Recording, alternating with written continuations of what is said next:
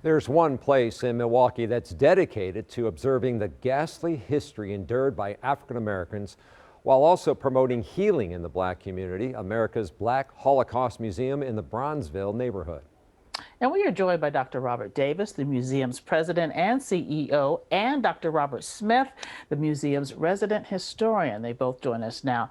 And we appreciate you being with us this afternoon. First off, Dr. Davis, for people who have not been to the museum, the America's Black Holocaust Museum, what would you like to explain? What would you like to say to explain to them why they should go? Well, first and foremost, thanks for hosting us, and happy MLK Day to you guys as well.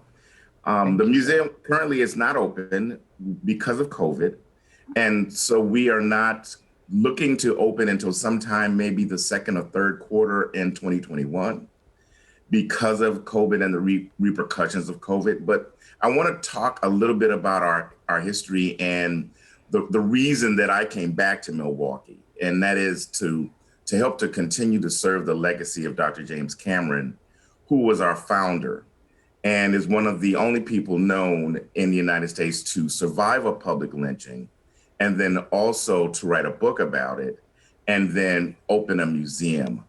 And as you most eloquently said, devoted to the history, good and bad, of Black Americans and Americans in the United States through the eyes and through the voices of African Americans. Dr. Smith, when you reflect on this day and you look at the history for African Americans, so much heartbreak, but hope, I mean, how do you hold on to hope? Well, you have to, and it's important on this day of all days that you do hold on to that hope, and you hold on to that hope by making sure that mentally you're thinking about yourself and thinking about others with dignity, which is central to Dr. King's teachings. You hold on to that hope by being mindful of the importance of our representative democracy, which seems extraordinarily fragile at this moment. But you also hold on to that hope because, you know, we do live in a country where your voice can be heard in a number of ways. And so you have to hold on to that hope, especially today, and reflecting on Dr. King's legacies and his teachings is critical in maintaining that hope.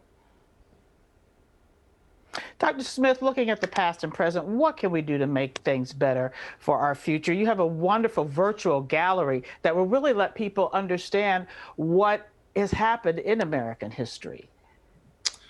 You know, the future, as complicated and frightening as it feels today, you know, my 12-year-old said it best. He said, today, we have to reflect on Dr. King because of all the challenges we're facing.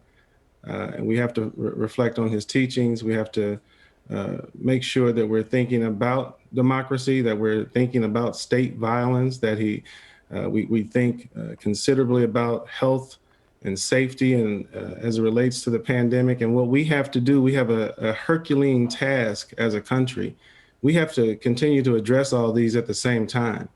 And so in the future holds for us a lot of hard work, but it's the spirit of Dr. King and others that we have to hold true and close, because that will help us in these very challenging times. Yeah, Dr. Davis, I wish we had more time because we'd like to have you add more, but we're going to have you back let us know when the museum reopens.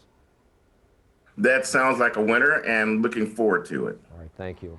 You can learn more about America's Black Holocaust Museum by going to tmj4.com/links. Their website has a plethora of information about the Black Holocaust and current events affecting the African American community.